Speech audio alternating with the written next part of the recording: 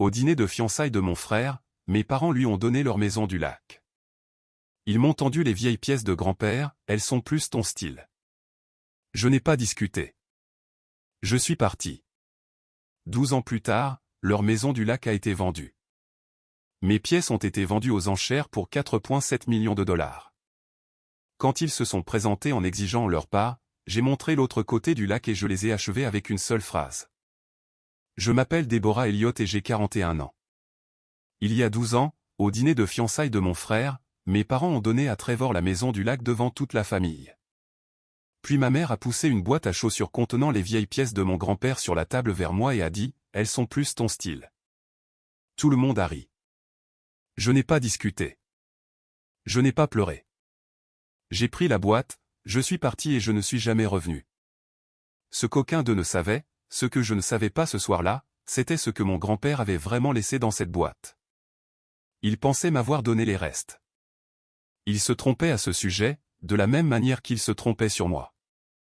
12 ans plus tard, ils se sont présentés à ma porte. Laissez-moi vous ramener au début. Le dîner avait lieu dans un endroit appelé le Boat House, juste au bord de l'eau dans notre ville sur le lac Aldé, dans les collines du New Hampshire. C'était en octobre et les érables de l'autre côté du lac avaient pris la couleur d'une allumette craquée. Mes parents avaient réservé la salle privée à l'arrière, celle avec la longue table près des fenêtres qui donnaient sur les quais. Trevor venait de se fiancer à Whitney Prescott, et ma mère planifiait cette soirée depuis des semaines. Je me souviens de l'enveloppe avant toute autre chose. Elle était de couleur crème, épaisse, avec un ruban bleu noué autour, et elle est restée à côté du verre de vin de Trevor pendant tout le premier plat comme un cadeau attendant d'être déballé. Je pensais que c'était peut-être une carte. Je ne me suis pas permis d'imaginer au-delà. Mon père s'est levé entre la salade et le plat principal. Ce n'était pas un homme qui faisait des discours. Il s'est éclairci la gorge 2 fois et a dit que lui et ma mère avaient discuté et qu'un fils fondant une famille méritait un endroit pour bien la commencer.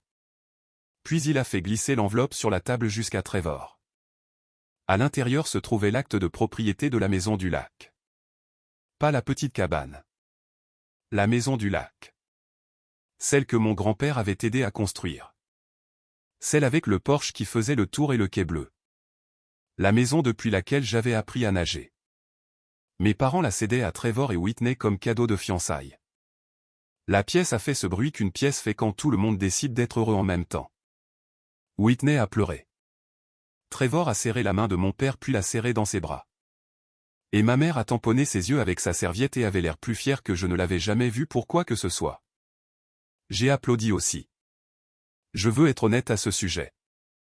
J'étais assise là et j'ai applaudi pour mon frère et j'étais sincère, ricanement, parce que c'est le genre de fille que je m'étais entraînée à être. Puis ma mère a attrapé une boîte à chaussures à côté de sa chaise. C'était une vieille boîte, le carton usé au coin, un élastique claqué autour du milieu pour maintenir le couvercle. Elle l'a posé devant moi. Ça sentait le métal et le vieux journal, comme l'intérieur du placard à manteau de mon grand-père. « Celles-ci sont pour toi, ma chérie », a-t-elle dit. « Les pièces de ton grand-père, elles sont plus ton style. » Papy l'a toujours dit. Quelques personnes à table ont ri. Pas un rire cruel. Pire que ça. Un rire facile, le genre qui vient quand tout le monde est déjà d'accord sur quelque chose et trouve ça un peu drôle. Bien sûr, les pièces vont à Deborah. Bien sûr, la maison va à Trevor. L'ordre des choses était si évident que c'en était une blague. J'ai retiré l'élastique et soulevé le couvercle. À l'intérieur se trouvaient des rangées de pièces dans de petites enveloppes en papier et des pochettes en plastique, ternes et lourdes, certaines sombres avec l'âge. Rentré sur un côté se trouvait un bout de papier plié avec l'écriture de mon grand-père dessus. Je ne l'ai pas lu. Mes mains n'étaient pas assez stables pour lire quoi que ce soit à ce moment-là, et je ne voulais pas qu'il le voie. J'ai remis le couvercle. Merci, ai-je dit. J'ai regardé mon frère. Je suis contente pour toi, Trevor. Vraiment. Et je l'étais. C'est la partie que j'ai mis des années à comprendre. Je n'étais pas en colère contre Trevor. J'étais quelque chose de plus silencieux et de bien plus ancien que la colère.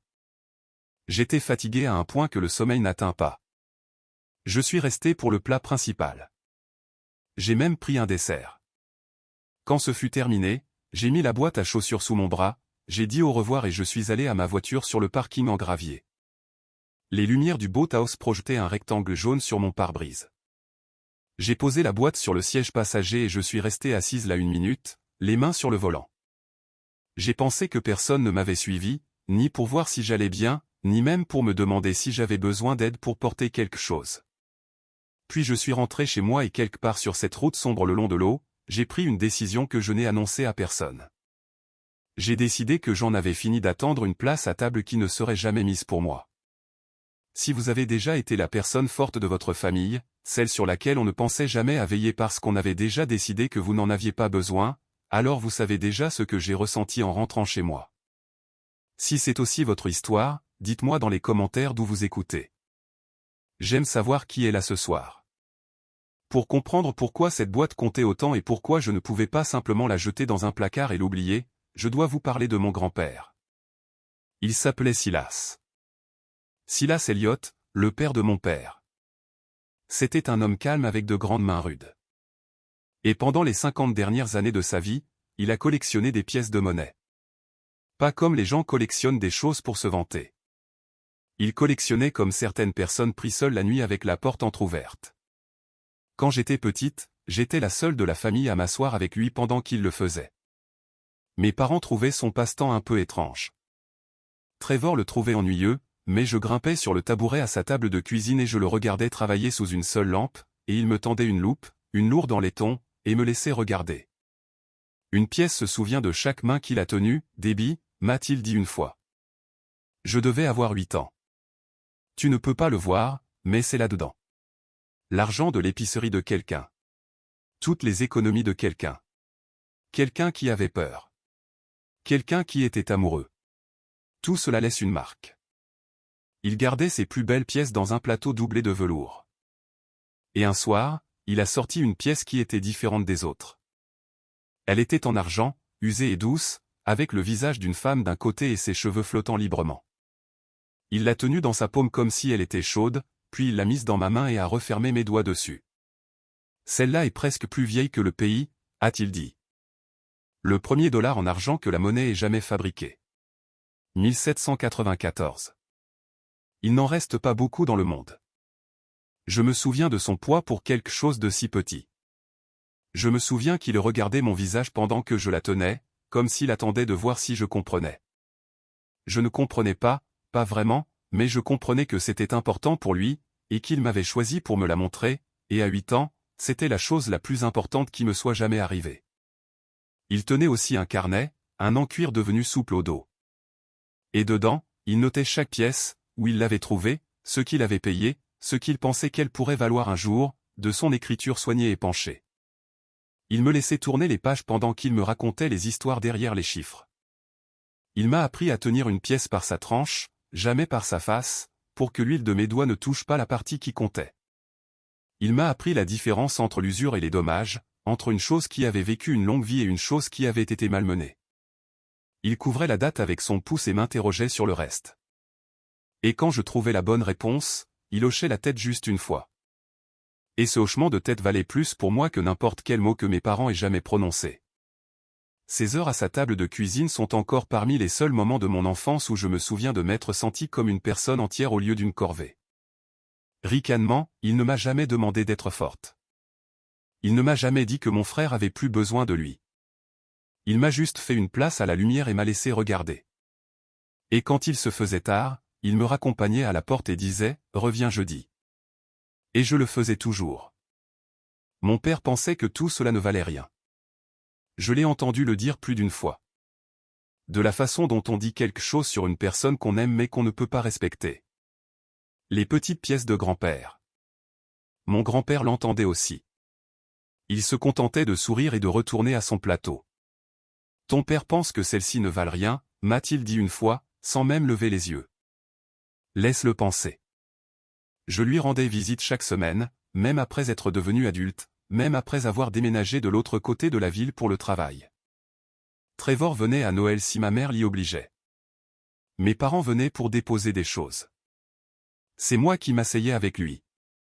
Dans ces dernières années, il est devenu fragile et les visites ont changé. J'apportais des provisions et les rangeais pendant qu'il me racontait les mêmes histoires de pièces qu'il m'avait racontées à 8 ans.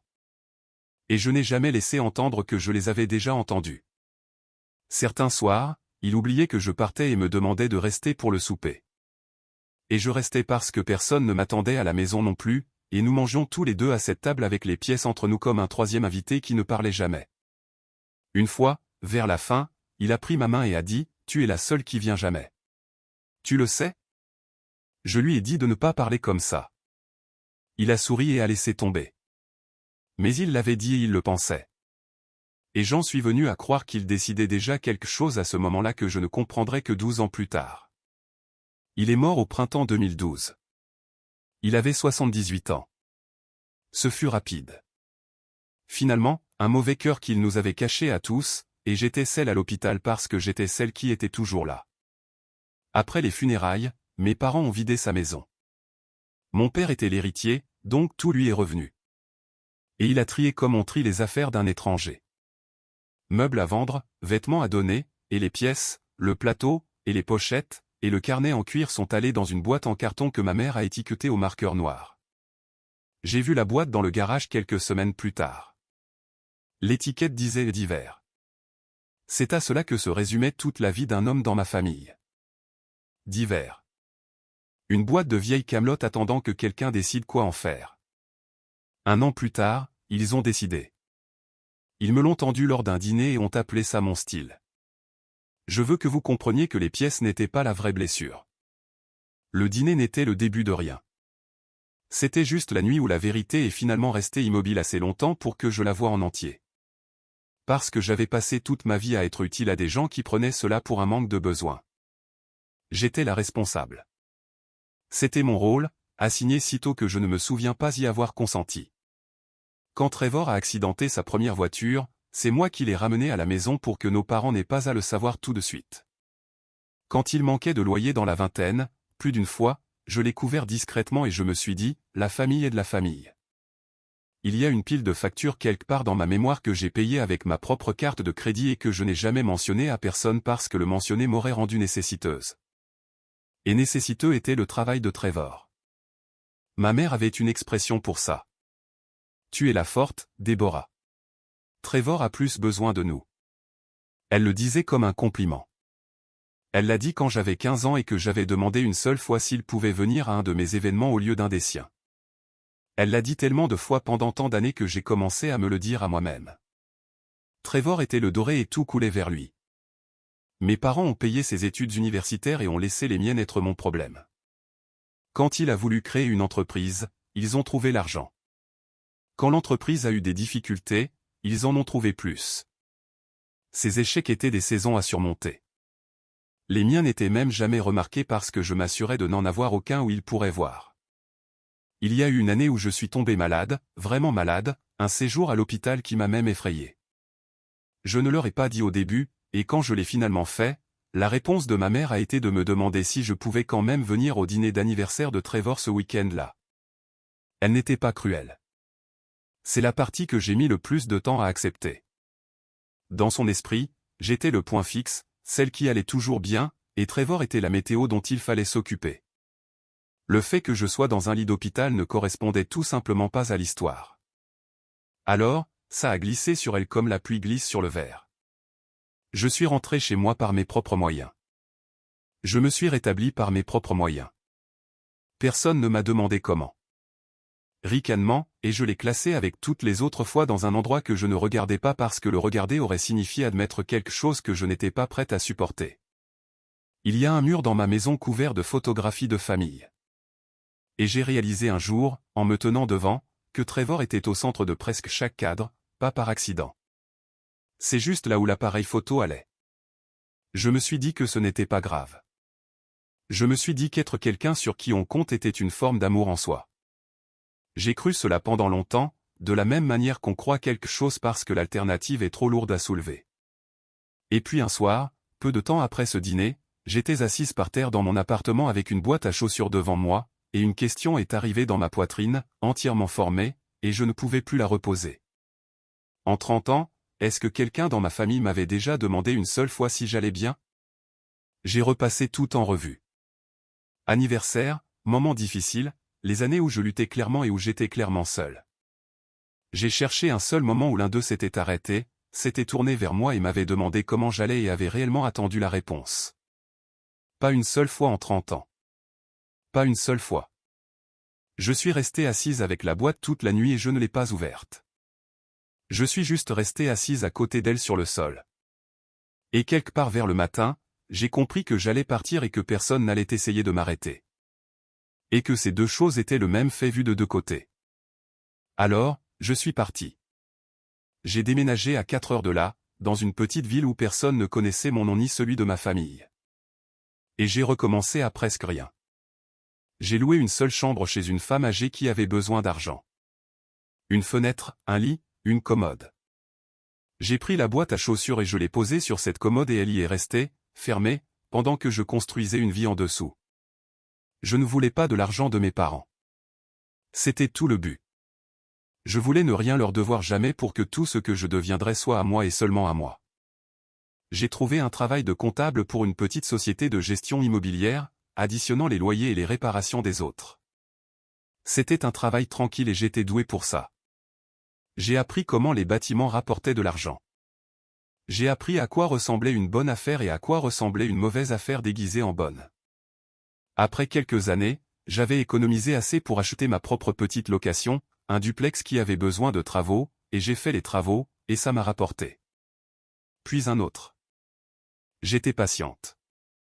La patience était la seule chose dont je n'avais jamais manqué. Les pièces sont restées sur la commode. Je n'avais toujours pas ouvert la boîte complètement. Je me disais que je le ferais quand je serais prête, et je n'étais jamais prête. Et c'était une sorte de réponse en soi. La personne qui m'a finalement fait l'ouvrir était un étranger qui s'est avéré ne pas être un étranger du tout. Il y avait une boutique de pièces de monnaie à 2 rues de mon bureau, un petit endroit poussiéreux avec une cloche sur la porte. Je suis passé devant pendant 1 an avant d'y entrer. Je ne suis toujours pas sûr de ce qui m'a poussé à y entrer ce jour-là. Peut-être que je voulais juste voir la boîte s'ouvrir devant quelqu'un qui ne rirait pas. L'homme derrière le comptoir était vieux, facilement 80 ans, avec des lunettes de lecture relevées sur son front et des mains qui tremblaient un peu quand elles n'étaient pas occupées. J'ai posé la boîte à chaussures sur la vitre et j'ai dit que j'avais hérité de quelques pièces et que je ne savais pas si elles valaient quelque chose. Il a commencé à les sortir une par une, tournant chacune sous une lampe. Puis il s'est arrêté. Il a regardé l'adresse de l'expéditeur que je n'avais pas remarqué avoir écrite sur la boîte. Une vieille habitude. Mon nom de famille dans le coin. Elliot, a-t-il dit lentement. Il a levé les yeux vers moi par-dessus ses lunettes. Vous ne seriez pas la petite fille de Silas, par hasard? Son nom était Otisai. Lui et mon grand-père se connaissaient depuis 50 ans. 2 hommes qui avaient échangé des pièces et des histoires à ce même comptoir depuis avant ma naissance. Il y avait une photo de 2 sur le mur derrière lui, plus jeune, plissant les yeux au soleil, tenant quelque chose de trop petit pour être vu. Je lui ai dit oui, j'étais la petite fille de Silas, et j'ai vu quelque chose traverser son visage, un vieux chagrin se réveillant. Puis il a ramassé une des pièces de la boîte, celle en argent avec les cheveux flottants, et il est devenu complètement silencieux. Il l'a tenue longtemps. Ses mains tremblantes se sont immobilisées. Quand il a finalement parlé, sa voix avait changé. « Où avez-vous eu ça ?» a-t-il dit. Ce n'était pas vraiment une question. Mon grand-père me l'a laissé, ai-je dit. Otis a posé la pièce sur le velours très soigneusement, de la manière dont on pose quelque chose qui pourrait briser la pièce si on le laissait tomber. « Savez-vous ce que votre grand-père a passé toute sa vie à chercher ?» m'a-t-il demandé. J'ai dit que non. Ça. Il a dit qu'il cherchait ça. Otisai est devenu la chose la plus proche d'une famille que j'ai eue depuis la mort de mon grand-père. Il ne m'a jamais rien demandé. Ni argent, ni faveur, ni compagnie. Il était redevable. Il a juste commencé à m'enseigner comme Silas l'aurait fait parce qu'il a dit que Silas aurait voulu que quelqu'un m'enseigne, n'est-ce pas? Je passais à la boutique après le travail et il avait des pièces étalées et il me montrait comment les lire. Ce qui faisait qu'une valait $1 et une autre une fortune. L'année, la marque d'atelier, la frappe, les petites différences qui séparaient une chose commune d'une chose impossible. Je suis devenu doué pour ça de la même manière que je suis devenu doué pour tout ce que j'ai décidé d'apprendre tranquillement. Ricanement, et au cours des mois suivants, Otis a examiné la boîte de mon grand-père pièce par pièce et m'a dit ce que j'avais réellement. Ça a commencé raisonnablement.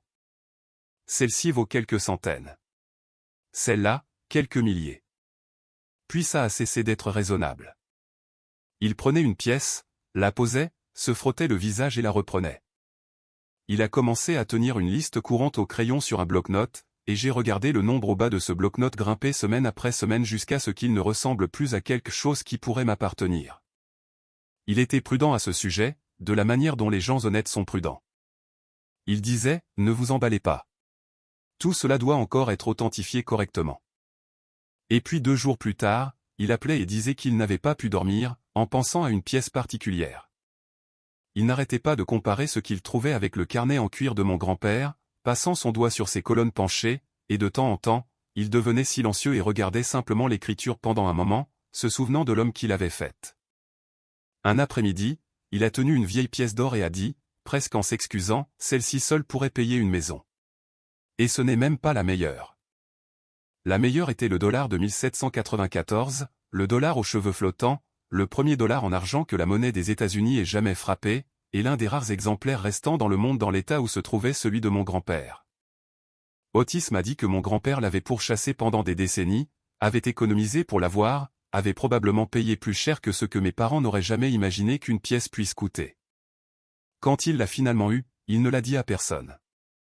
Il l'a juste mise dans son plateau et a laissé son fils continuer à penser que c'était de la camelote. Ton grand-père a passé 50 ans à chasser ça, a dit Otis, la tenant en l'air pour que la lumière parcourt le visage usé de la femme. Et quand il l'a trouvée pour toi. Il me l'a dit une fois. Il a dit que la seule qui avait vraiment regardé celle-ci était sa petite fille. J'étais assise dans cette boutique poussiéreuse et je n'ai pas pleuré parce que j'étais devenu très doué pour ne pas pleurer, mais quelque chose dans ma poitrine s'est fissuré le long d'une vieille ligne. Toute la collection, a estimé Otis, valait des millions, plusieurs millions. La boîte que ma mère avait fait glisser sur la table et appelée mon style. La boîte dont toute la famille avait ri valait plus que la maison du lac qu'ils avaient donnée à mon frère le même soir. On pourrait penser que je l'aurais vendue sur le champ. J'aurais pu. Otis connaissait des gens. Il y avait des maisons de vente aux enchères qui se seraient battues rien que pour le 1794. Je n'ai pas vendu une seule pièce parce que ce n'était pas de l'argent pour moi. C'était ce qui restait de lui. C'était la table de cuisine de mon grand-père et sa lourde loupe en laiton et ses mains refermant mes doigts sur un morceau d'argent plus vieux que le pays. La vendre, c'était comme l'enterrer une deuxième fois. Et je n'étais pas prête à le faire. Alors j'ai fait la seule chose qui avait du sens pour une personne prudente. J'ai loué un coffre-fort dans une banque et j'y ai mis toute la collection et j'ai fermé la petite porte en acier et j'ai signé la carte et je suis retourné construire ma vie de mes propres mains. Les pièces dormaient dans un coffre. J'ai continué à travailler et pendant que j'étais occupé à ne rien devoir à personne, de l'autre côté de ces 4 heures, la vie de mon frère s'effondrait tranquillement. J'en ai entendu parler par bribes. De la manière dont on entend parler d'une famille qu'on a quittée. Une cousine qui m'envoyait encore des messages parfois. Un nom dans un journal local qui a trouvé son chemin en ligne. Le mariage de Trevor avec Whitney avait pris fin. C'est venu en premier. Puis l'entreprise. Il avait ouvert une marina et un concessionnaire de bateaux sur le lac. Tout cela tape à accent grave l'œil. Tout cela emprunté contre quelque chose. Quand ça a commencé à couler, il a fait ce que notre famille a toujours fait. Il a attrapé tout ce qu'il pouvait pour le maintenir à flot. Ce qu'il a attrapé, c'était la maison du lac. Il l'a hypothéquée. La maison de mon grand-père, le cadeau de fiançailles, le joyau de la couronne de toute l'idée que mes parents se faisaient d'eux-mêmes. Il a emprunté contre elle pour sauver la marina. Et puis la marina a coulé quand même, et le prêt est arrivé à échéance, et il ne restait plus rien pour le payer.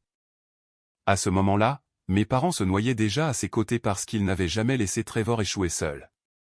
Ils avaient retiré de l'argent de leur retraite pour soutenir l'entreprise. Quand cela s'est épuisé, ils ont pris une deuxième hypothèque sur leur propre maison, la maison où j'avais grandi, et ont envoyé ça aussi. Nous ne pouvions pas laisser notre fils échouer, a dit ma mère des années plus tard. Et je crois qu'elle le pensait. C'était la tragédie de ma famille. L'amour était réel. Il ne pointait simplement que dans une seule direction et il les a conduits tout droit au bord de la falaise en suivant le seul enfant qui était heureux de les laisser faire. Ils ont perdu leur maison. Il y avait un panneau à vendre dans la cour de la maison de mon enfance, puis un panneau vendu, puis elle a appartenu à des étrangers et la maison du lac de Trevor, celle qui lui avait donné devant tout le monde, a été saisie. J'ai trouvé l'annonce un soir, de la manière dont on trouve les choses dont on n'est pas censé se soucier encore. Vente aux enchères par la banque dans 30 jours. Il y avait une photo du porche où j'avais appris à nager et une petite boîte à serrure rouge accrochée à la poignée de la porte d'entrée où se trouvait autrefois le bouton en laiton. La maison qui était censée être le début de toute la vie de mon frère allait être vendue au plus offrant qui se présenterait. Et c'est à ce moment-là que j'ai cessé d'être quelqu'un à qui les choses arrivent et que je suis devenu quelqu'un qui fait arriver les choses. Je l'ai fait par l'intermédiaire d'une société. J'avais assez appris à ce moment-là pour savoir comment faire.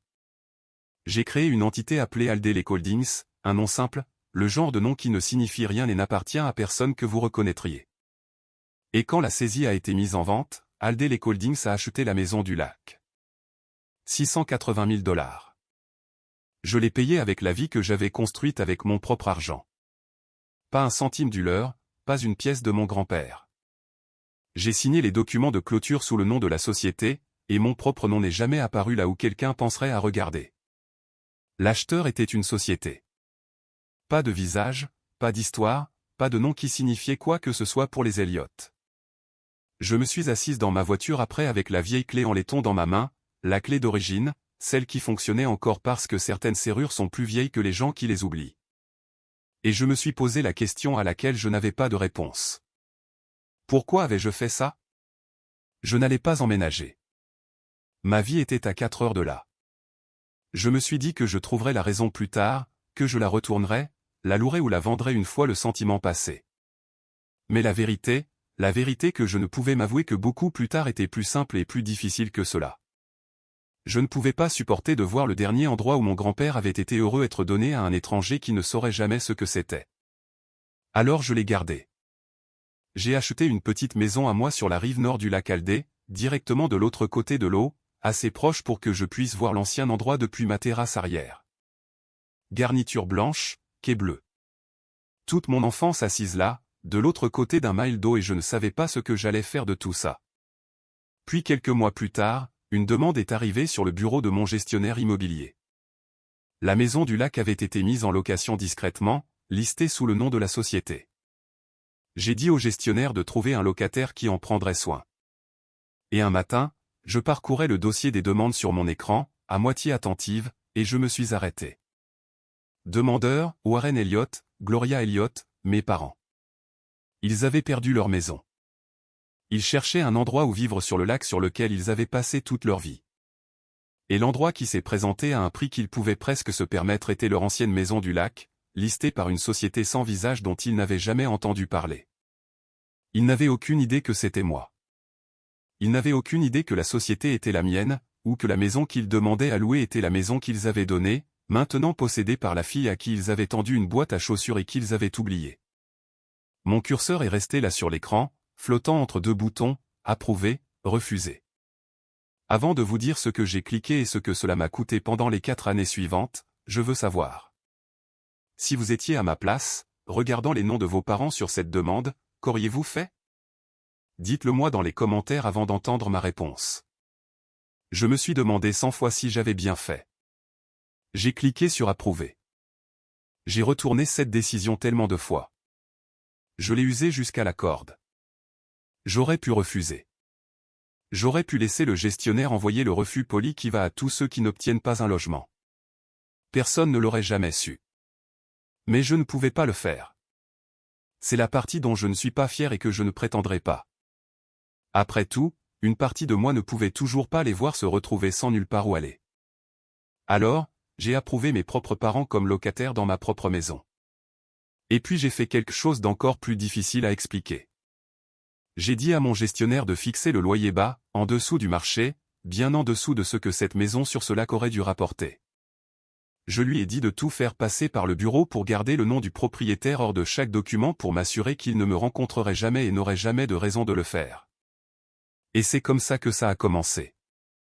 Pendant 4 ans, mes parents ont vécu dans la maison du lac qu'ils pensaient avoir perdue, payant un loyer qu'ils pensaient être une chance, postant leur chèque le premier de chaque mois à une société qu'ils n'avaient jamais rencontrée.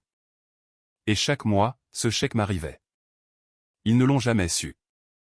Ma mère a dit aux voisins, j'ai appris plus tard, que c'était pratiquement leur maison de toute façon. Elle le disait comme un réconfort. Elle n'avait aucune idée à quel point c'était vrai et faux en même temps. Je vivais de l'autre côté de l'eau et je regardais les lumières de cette maison s'allumer chaque soir. Je me tenais sur ma terrasse avec une tasse de café qui refroidissait dans ma main et je voyais les fenêtres briller en jaune de l'autre côté du lac et je savais que c'était moi qui gardais ces lumières allumées. Je payais tranquillement mois après mois pour abriter les 2 personnes qui ne m'avaient jamais demandé une seule fois si j'allais bien. Il y avait parfois des rapports d'entretien qui passaient par la société de gestion, un robinet qui fuyait dans la cuisine, une chaudière qui avait besoin d'un entretien avant l'hiver. Mon père avait appelé, disaient les notes. Et est-ce que quelqu'un pourrait envoyer un plombier?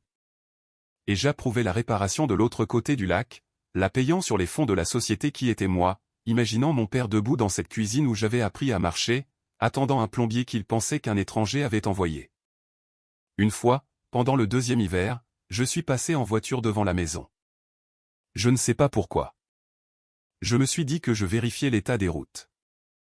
J'ai ralenti au bout de l'allée et j'ai vu ma mère par la fenêtre de devant, plus âgée, en robe de chambre, faisant la vaisselle à l'évier où elle s'était tenue toute mon enfance. Elle n'a jamais levé les yeux. Elle n'avait aucune idée que sa fille était assise au pied de l'allée dans le noir, payant pour l'eau avec laquelle elle rinçait ses assiettes. J'ai continué ma route avant qu'elle ne puisse se retourner. Je n'ai pas de mots propres pour décrire ce que j'ai ressenti. Ce n'était pas de la vengeance. La vengeance aurait été meilleure. C'était plus proche d'un deuil qui n'avait pas compris comment se terminer. C'était aimer des gens qui ne m'avaient jamais aimé en retour de la même manière et ne pas pouvoir s'arrêter et détester de ne pas pouvoir m'arrêter et le faire quand même. Je ne leur ai jamais dit. Je n'ai jamais frappé à cette porte. J'ai gardé ma gentillesse et ma distance dans la même main. Et je me suis dit que c'était assez, qu'un toit était une chose que je pouvais leur donner sans leur redonner le pouvoir de me blesser. Certains soirs, j'y croyais. Certains soirs, je restais sur cette terrasse jusqu'à ce que les lumières de l'autre côté de l'eau s'éteignent une par une et je n'y croyais pas du tout. Et je rentrais et je recommençais tout le mois suivant. Quoi qu'il en soit, c'est pendant ces années-là qu'Otis m'a donné la lettre. Il vieillissait, ralentissait. Il avait commencé à mettre de l'ordre dans ses affaires comme le font les hommes prudents. Et un après-midi à la boutique, il a tendu la main sous le comptoir et a sorti une enveloppe, jaunie sur les bords, et l'a fait glisser sur la vitre vers moi. Mon nom était sur le devant de l'écriture de mon grand-père, la même inclinaison soignée que dans le carnet en cuir. Il m'a donné ça avant de mourir, a dit Otis. Il m'a dit de la garder jusqu'au bon moment. Il a dit que je le saurais quand je le verrais. Il m'a regardé, regardant ce que j'avais porté pendant tous ces mois. Je pense que c'est le moment. Le seau de cire au dos s'était fissuré avec l'âge. Je l'ai ouverte là, dans la boutique, debout au comptoir où mon grand-père s'était tenu 1000 fois. Je ne vais pas vous lire tout. Une partie n'appartient qu'à moi, mais il y a une phrase que je n'ai jamais oubliée.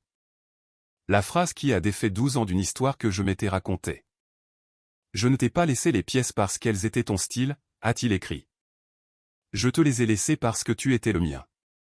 Tu étais la seule qui soit jamais venue s'asseoir avec moi. La seule qui regardait. Ton père voit des chiffres. Ta mère voit ton frère. Toi, tu me voyais. Alors je t'ai vu. Il savait. C'est ce que la lettre m'a dit. Mon grand-père avait su depuis le début exactement comment il me traitait. Il les avait regardés centrer chaque cadre sur Trevor et me laisser sur le côté. Et il avait fait son choix exprès. Les pièces n'étaient pas un reste jeté à l'enfant de moindre importance. Elles étaient le seul homme de ma famille qui m'ait jamais vu clairement, tendant la main au-delà de sa propre mort pour me donner la vérité. Et la dernière chose qu'il a écrite, il a dû l'écrire en sachant quel genre de personnes étaient mes parents, parce qu'il l'a vu venir avant moi. S'ils viennent un jour te demander, a-t-il écrit, ne te rabaisse pas. Tu n'as jamais été le reste, Debbie. Ne les laisse pas te rendre petite à nouveau. J'ai plié la lettre le long de ses vieux plis, et je l'ai mise dans le tiroir à la maison, à côté de la clé du coffre-fort, à côté de tout ce qui était vraiment à moi. Et quelque chose en moi qui tremblait depuis très longtemps s'est calmé. Il m'avait dit quoi faire. Je devais juste attendre qu'ils viennent demander. Ils sont venus l'année où Otis m'a dit qu'il était temps de laisser partir les pièces. Il déclinait à ce moment-là. Ses mains tremblaient tout le temps maintenant, pas seulement quand elles étaient inactives. Il avait commencé à fermer la boutique certains après-midi, et un jour, il a pris ma main dans les siennes et m'a dit quelque chose que je savais déjà, mais que j'avais besoin d'entendre de sa part. Les pièces sont faites pour continuer à bouger, Déborah. Il a dit, tu as gardé celle-ci dans le noir pendant des années parce que tu pensais que c'était la seule façon de le garder. Ce n'est pas le cas.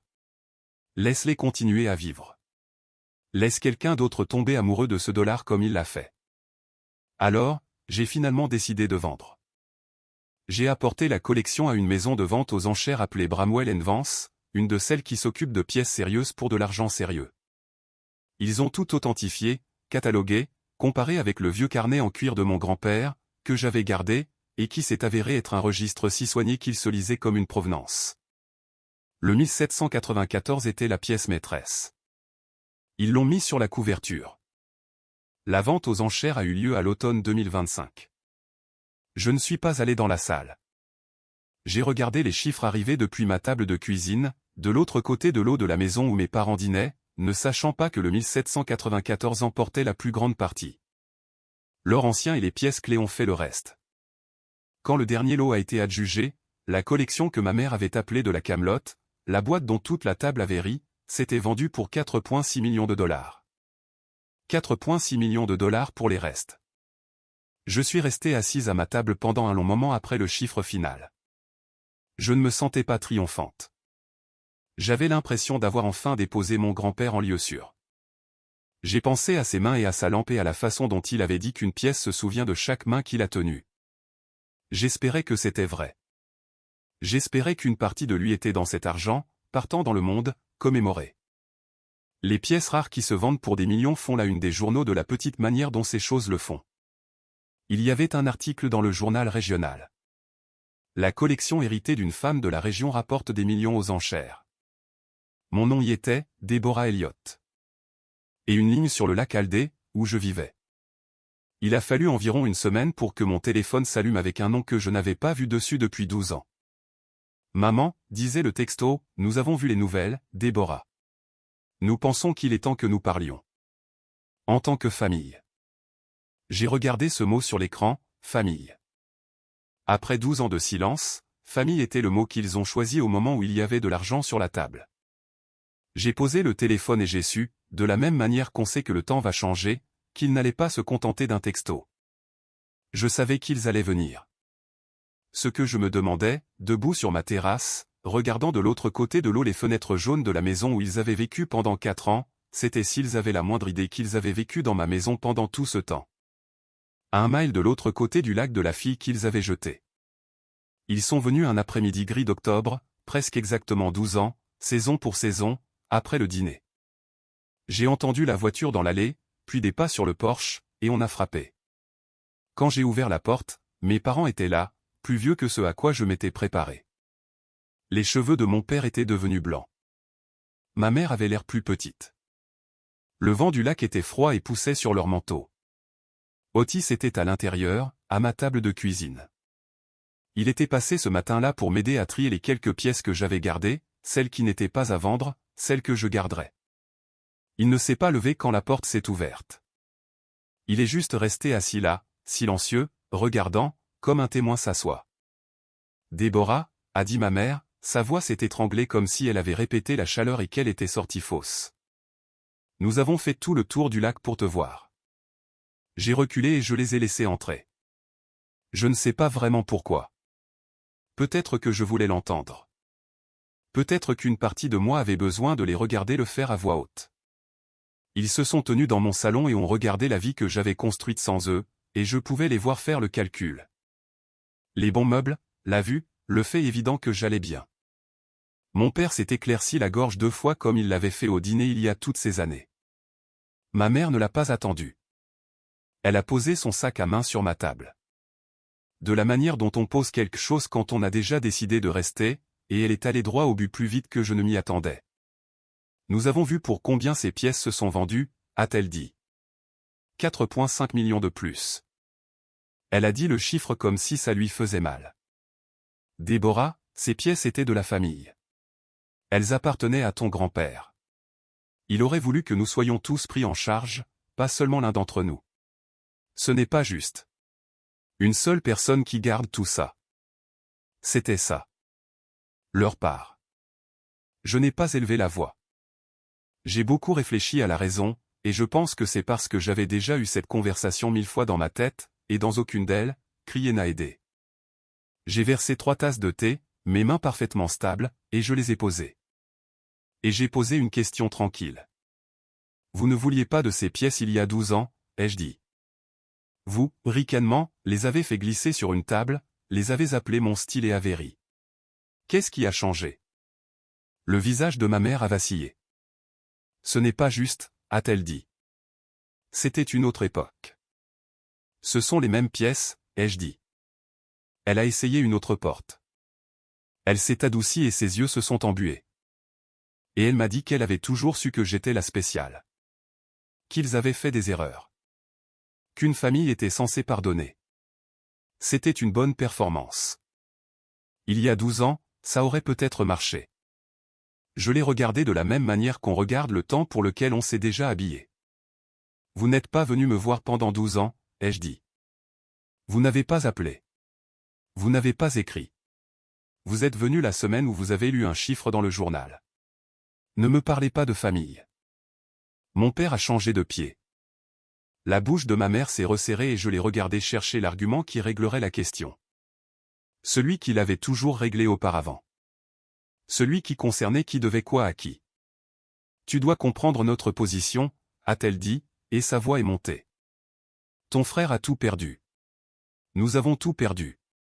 Et tu es assise ici avec des millions d'une boîte que nous t'avons tendue. Ces pièces étaient gaspillées à rester dans un coffre sous toi. Nous sommes tes parents, Déborah. On nous le doit. Gaspillé sur toi. Elle n'a pas tout à fait dit les 2 derniers mots, mais elle avait commencé la phrase à un endroit qui ne pouvait se terminer nulle part ailleurs, et tout le monde dans la pièce a entendu sa forme. Ces pièces étaient gaspillées, sous une fille comme moi. Otis a posé sa tasse de thé sur la table très doucement. Elle n'a fait presque aucun bruit, mais la tête de ma mère s'est tournée vers elle comme si elle venait de se souvenir qu'il y avait quelqu'un d'autre dans la pièce. Quelqu'un qui avait connu mon grand-père, quelqu'un qui la regardait dire tout ça à voix haute. Mon père a essayé d'adoucir les choses. Il était toujours celui qui adoucissait les choses trop tard. Gloria, a-t-il dit, nous n'avons pas besoin d'eux. Nous essayons juste de nous en sortir. Nous louons un petit endroit sur la rive sud. Ce n'est pas grand-chose. Nous pensions juste. Il s'est arrêté parce qu'il a vu quelque chose changer sur mon visage. La rive sud, un petit endroit qu'il louait. Je savais exactement de quel endroit il parlait. Je le payais depuis 4 ans. Je ne l'ai pas dit tout de suite. J'ai laissé la pièce immobile un instant. Puis je suis allé au tiroir, celui près de la fenêtre, et j'ai sorti 2 choses et je les ai posées sur la table devant eux. La première était l'acte de propriété, Aldel & Holdings, l'achat de la maison du lac il y a 4 ans aux enchères. La seconde était la lettre de mon grand-père. Ma mère a regardé l'acte et n'a pas compris. Mon père l'a ramassé et l'a lu, et j'ai regardé son visage alors que le nom de la société ne signifiait rien pour lui, puis signifiait lentement tout. J'ai ramassé la lettre. Je ne leur ai pas lu tout. Je leur ai lu une seule ligne. Tu n'as jamais été le reste, ai-je lu. Puis j'ai levé les yeux vers eux. Il savait. Il a toujours su comment vous me traitiez. Il m'a laissé ces pièces exprès. C'était la dernière chose qu'il a faite. Et il l'a faite parce que j'étais la seule qui soit jamais venue. La pièce était très silencieuse. Dehors, le vent soufflait sur le lac. Puis j'ai fait la chose que j'avais attendu 12 ans pour faire, bien que je n'ai pas su que c'était ce que j'attendais. Je suis allé à la fenêtre à l'arrière de la maison, celle qui donne sur l'eau, et j'ai ouvert les stores complètement. De l'autre côté du lac, dans l'après-midi déclinant, la vieille maison du lac se tenait sur la rive lointaine avec ses lumières qui commençaient à s'allumer, les fenêtres brillant en jaune comme elle l'avait fait chaque soir pendant 4 ans. Je l'ai montré du doigt. Vous vivez dans ma maison et me payez un loyer depuis 4 ans sans le savoir, ai-je dit. Alors, non, il n'y a rien ici qui soit à vous. Personne n'a bougé. Ma mère s'est tournée et a regardé de l'autre côté de l'eau la maison. La maison qu'elle avait dit aux voisins être pratiquement la leur, et j'ai regardé la compréhension arriver en elle, que le toit au-dessus de sa tête m'appartenait, que la fille qu'elle était venue faire honte pour quel partage l'avait tranquillement abritée pendant tout ce temps. Que chaque chèque qu'elle avait posté le premier du mois m'était parvenu de l'autre côté du lac. Mon père s'est assis. Il n'a pas décidé de le faire. Ses jambes ont juste flanché et il a trouvé mon canapé et il a mis son visage dans ses mains aux cheveux blancs. Ma mère a commencé à pleurer. Je ne pourrais même pas vous dire maintenant exactement de quel genre de pleurs il s'agissait. Une partie était du choc. Une partie, je pense, était le son qu'une personne fait quand une histoire qu'elle s'est racontée toute sa vie s'effondre. Je n'ai pas jubilé. Je veux que vous le sachiez. Je me tenais près de la fenêtre avec la lettre de mon grand-père dans ma main et j'ai senti toute la chose atterrir et il n'y avait aucun triomphe là-dedans. Il y avait juste un long silence fatigué, large de 12 ans. Otis s'est levé de la table. Il n'a rien dit non plus. Il est juste venu se tenir près de moi de mon côté de la pièce comme le fait un ami. Je suis allé à la porte d'entrée et je l'ai ouverte. Le froid est entré. Il est tard, ai-je dit. Vous connaissez le chemin du retour. Vous l'avez conduit tous les jours pendant des années. Ils sont partis. Il n'y avait rien d'autre à faire. Mon père a guidé ma mère dehors avec une main dans son dos, et ils sont descendus tous les deux les marches de mon porche dans le vent, et j'ai fermé la porte. Derrière moi, sur une étagère, se trouvait la vieille boîte à chaussures, vide maintenant, les pièces parties depuis longtemps dans un coffre, puis à une vente aux enchères, puis dans le monde. J'avais gardé la boîte. Otis est resté un moment après leur départ. Il a fait une nouvelle théière. Nous deux à ma table comme lui et mon grand-père avaient dû s'asseoir 1000 fois à la sienne.